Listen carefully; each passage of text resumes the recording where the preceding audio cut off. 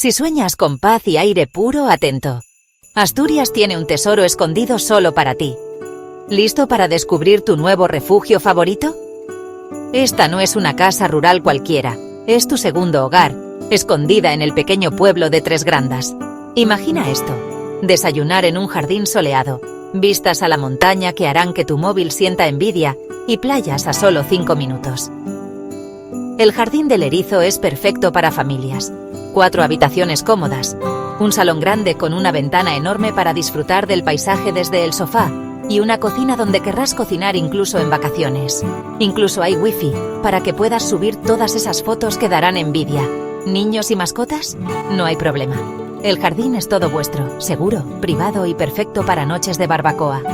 Así que, haz las maletas, trae a tus seres queridos y ven a descubrir por qué Asturias parece magia.